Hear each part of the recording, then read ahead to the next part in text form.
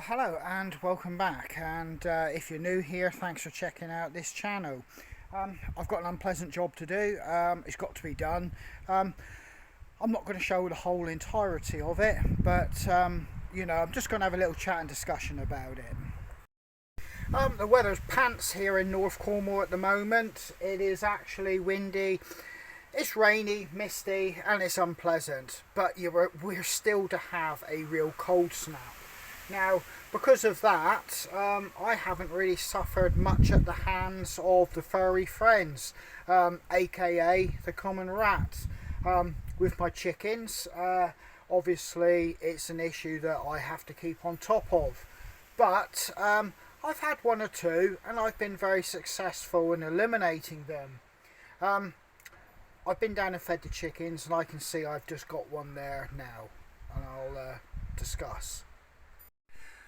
So that's my chicken setup, and you would have seen it plenty of times. I've got videos about it. A bike has just blown over there, and you can see we've got autumn winds. You can probably hear it. But down there in the far right hand corner of the far bit of the run, there is a humane trap, and I do actually have a rodent that I'm about to dispose of. So I have done a video on the methods I use and deploy to eradicate rats. Just to recap, if I get the opportunity from a distance and I can take one with the air rifle, I will. Obviously it's traps, both the spring loaded, the traditional, and on top of that humane trap.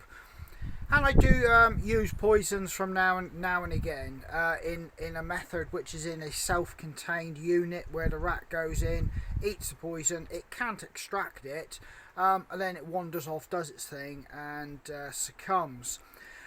I've slowly moved away from that setup, and the humane trap has become pretty much my #1 method.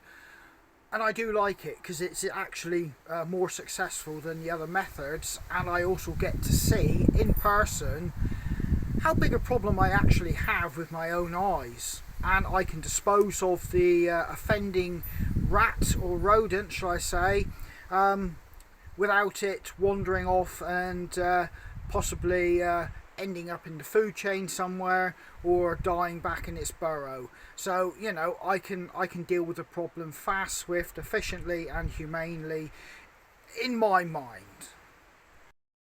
This is going to be the tool I dispatch the rat with. It's a 2.2 air rifle. You can see I don't use that many pellets because that was purple. It's now sun bleached to pink. So, you can basically see how many pellets I put through an air rifle in a year. But yeah, it will be this. And I have plastic bags to wrap up the offending rat, and also to cover my hands through disease. If you fail to get on top of a problem with rats, they very soon become out of hand, and thankfully I've always been on top of that situation and never allowed it to get that bad, and that's something I'm quite proud to say, actually, because it does require a little bit of effort and self-control in the fact that you will actually check the traps, set the traps, and on top of that be humane about how you deal with the rat once you've caught it. Yeah, the thing is, rats, they're prolific breeders, so if you get a couple you soon end up with a multitude of them. They're pretty resistant to parasites and diseases, and indeed they breed so fast before they succumb to those illnesses they could have had a new brood of offspring and be on their way before the rat succumbs itself. They really are hardy creatures, and they'll eat anything, and they will find subsistence just about anywhere. So they're one of nature's born survivors, but ultimately they are a pest. They cause destruction, damage. They carry diseases which can affect humans if you don't get on top of it, as well as your livestock. And more importantly, for me, you have to consider your neighbours as well. So it is down to me, and I have an obligation to make sure I do not have a rat problem or an infestation. And like I said, I'm quite proud that I've not had that. And indeed, I get on top of it if I do have any. And you've got, it's not just about you and your livestock, it's your immediate neighbours. As for the humane trap, I'm not sure on the regulations, but I'm not sure on the fact that you can catch a rat, because it's a pest, and just release it somewhere else. And I don't know what the ethics of that would be, so you'd have to check on that. In any case, if I catch one, I dispose of it in a humane manner and dispatch it correctly, and it no longer poses a problem to myself returning or to any of my neighbours. So you would have to look up your local laws on catch and release, but I should suspect, in my mind, it doesn't sit right that you just catch a pest and release it somewhere else. And indeed, it may not even be lawful. Like I said, you'll have to check that out. Right, I'm going to move down to the chicken hutch, and I've fed the girls, done the school run, I've got everything out of the way. Now it's time to deal with this. And there is the critter. As you can see, it's not an overly massive one, but I'm going to make this quick and get it out the way and not cause any suffering or discomfort to this rodent. Even though it is a rodent, you still have to be humane. Just looking at that, I would guess that this is not a mature adult. It's an adult rat, but not an overly mature one. It's of breeding age. So I've just done the deed, and it was humane. One quick shot to the head and it was all over. And the rat, has gone on its way to wherever rats go when they're no longer in this world. But yeah, the overriding lesson is, even though it's a rodent, you do need to be humane. And with this kind of trap though, you will have to find a method for yourself to dispatch the rat which doesn't put you in harm's way, i.e. putting your hands in and around the trap. They will bite, and they do carry diseases and parasites, so you have to consider your safety as well. This is just a quick, easy, convenient method using an air rifle when it's in a humane trap. I can dispose of it without myself being put in any danger whatsoever, and I do it in a controlled environment. I've got a backstop of the woodshed here, so there was no danger to property or anybody else, or indeed any further animal. I just put one in its head, finished, curtains. Now I'm going to dispose of the rat. On that particular subject, wherever you are, there will probably be rules and regulations how you can dispose of this type of situation with a rodent, and you'll have to look those up yourself and follow your own regulations for your area and indeed country. But I'm going to dispose of mine now, and I'll let you in a kind of way have a look, but not any of the unpleasantness, just so that you can just put in your mind and understand what has actually happened here. So as you can see, he's gone, like I said, to wherever rats go when they've leave this world. But yeah, for me now, I'm going to put some gloves on and dispose of him. It's unfortunate, it's nothing that I get perverse pleasure out of. But like I said, they are a rodent, they're endemic, and they cause disease, and indeed they're a pest, and if you don't sort something out, you can lead to not only becoming a problem for yourself, but your immediate neighbours. So I'm just getting myself all prepped here. Like I said, your safety is key in all this, and I don't have plastic gloves, so I'm going to use some hard plastic bags. They're very durable ones, because I do not want to touch anything in and around this particular rat.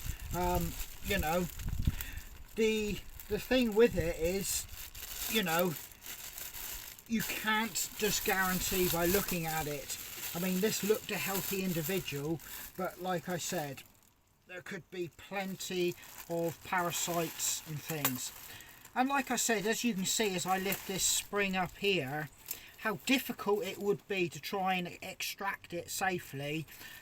So like I said, you would have to find a method to dispose of the rats yourself if you did not want to use a method like mine. And on top of that method, you have to be cautious when you put the muzzle to your air rifle to the cage, that you do not get a ricochet off the actual wire. You know, so yet again, I'm saying and suggesting this is my method. I'm not promoting it and not saying that's how you should do it. But, you know, I'm careful, I'm cautious, and I'm fully aware of what I'm doing. So yet again, I'm saying if you're going to shoot through this wire cage with an air rifle, there is always a danger you could hit the wire mesh. So I'm going to say here and now, don't do what I'm doing, but you know, I'm just showing you how I dispose of the particular problem of, you know, rats. So yeah, so he's all in there now, and he's safe and secure. I can now take off these here, put them in, and what I'm going to do now is get all the air out, wind it up.